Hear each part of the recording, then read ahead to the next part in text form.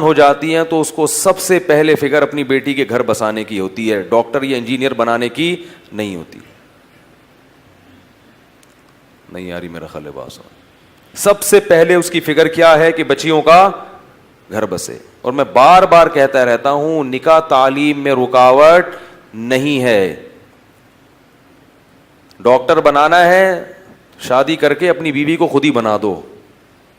باپ کی ذمہ داری نہیں ہے کہ بچی کو انجینئر یا ڈاکٹر بنائے یا پی ایچ ڈی کروائے, کیونکہ باپ کا اس بیٹی سے براہ راست مفاد نہیں ہے.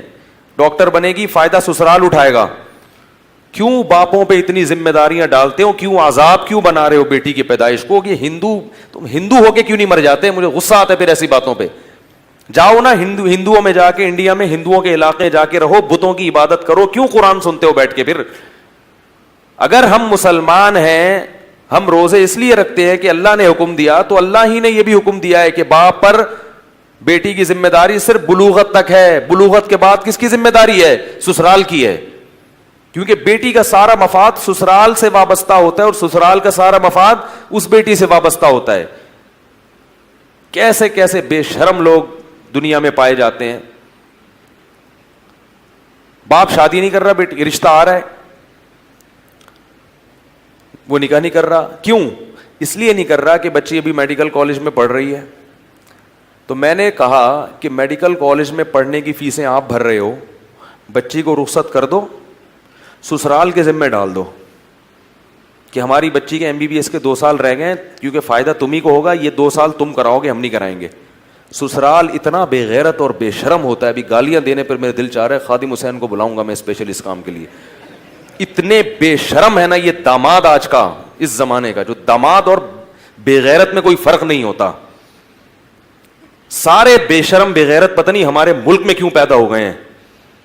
شرم نہیں آتی کہ تم کسی کی باپ پر ذمہ داری ڈال رہے ہو کہ تمہاری بیوی کو وہ پڑھائے, فائدہ تم اٹھاؤ گے, تو تم خرچ کرنے کے لیے کیوں آمادہ نہیں ہوتے؟ تم بولو رخصت کرو, ہم اس کو باقی تو 2 سال MBBS کے وہ میں مکمل کراؤں گا, میری بیوی ہے. لیکن نہ ساس اس کے لیے تیار ہوگی اور نہ سسر. تو اس کا عذاب یہ آتا ہے کہ جب دوسرے کی ذمہ داری اٹھانے کے لیے تیار نہیں, تو اللہ تمہاری اولاد کو عذاب بنا دیتا ہے تمہارے لیے کہ بھگتو. خود دوسرے پہ خرچ کرنے کے لیے تیار نہیں, تو اللہ تمہارے خرچے تمہاری بیٹیوں پہ کراتا ہے پھر, اور پھر ان سے نکاح کے لیے کوئی تیار نہیں ہوتا. تو اللہ کے بندو اس کلچر کو تبدیل کرو. دیکھو صحیح ہے, بخاری کی حدیث ہے, رسول اللہ صلی اللہ علیہ وسلم نے صحابی کا نکاح کرایا صحابیہ سے. کس بات پر؟ کہ تمہیں جتنا قرآن یاد ہے تم اس کو بھی سکھا دینا. ان صحابیہ نہیں تھوڑی کہا ایکچولی ابھی تو میں حفظ کر لوں گی, حافظہ عالم بن سکتی ہوں, شادی کے بعد تو اتنے مسائل ہیں, کہاں پڑھا جاتا ہے, کہاں, وہ تو بھائی پہلے ہی پڑھ لو. نہ بھائی, یہ پڑھا دیں گے تمہیں, کچھ بھی نہیں ہوتا, اتنا مسلط نہیں کرنا چاہیے, سب کچھ ہو جاتا ہے نکاح کے بعد بھی. میں نے جو تعلیم حقیقت میں حاصل کی ہے نا, پڑھائی, وہ شادی کے بعد کی ہے.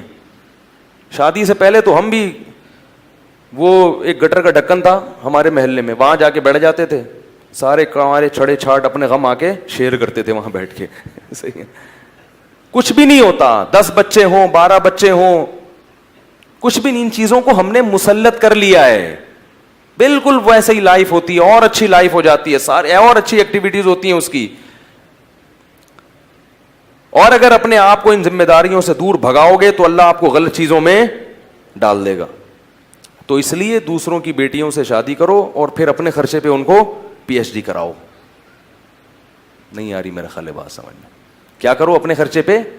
یہ نہیں کہا کرو ہمیں ڈاکٹر چاہیے, نہ ہم ایسے بے شرم نہیں ہیں کہ کسی کے باپ کی کمائی ہم کھائیں, ہم ڈاکٹر بنائیں گے. بہت مشکل ہے یار.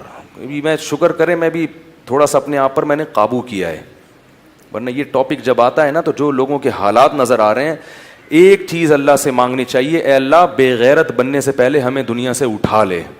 غیرت نہیں ہے, خدا کی قسم دلائل کے انبار لگا دو, باتیں سمجھ میں نہیں آئیں گی. اگر غیرت نہیں ہے نا تو جو مرضی کر لو. پھر وہ ایک انگریز عورت آئی تھی نا ہمارے یہاں, میں نے بتایا تھا فرانس سے, مثال تو بےہودہ ہے لیکن وہ بار بار اس کہہ رہی تھی اسلام میں یہ یعنی بدفعلی مردوں سے حرام کیوں ہے, یعنی اگر کوئی عورت سے نکاح کرنا چاہتی ہے, مرد سے شادی کرنا ہے تو حرام کیوں ہے.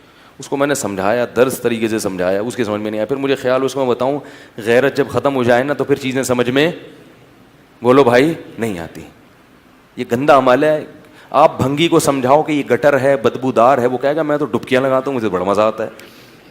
او بھائی, اس میں وہ چیز ہی حصی ختم ہو گئی ہے صفائی ستھرائی کی. اب آپ بھنگی کو بولو گوں گوبر, وہ کہے گا اتنی میٹھی میٹھی باتیں میرے سامنے نہیں کیا کرو, وہ یہی کہے گا نا. کسی عام آدمی کے سامنے کرو گے بار بار کہ کیا گوبر گوں, کیا منہ سے, وہ اچھی چیز کا نام لو. بھنگی کے سامنے جتنا گوں گوبر کرو گے وہ خوش ہوگا, کہیں کسی کا گٹر تو نہیں بند ہے, مجھے لے جاؤ یار, مجھے پیسے ملیں گے.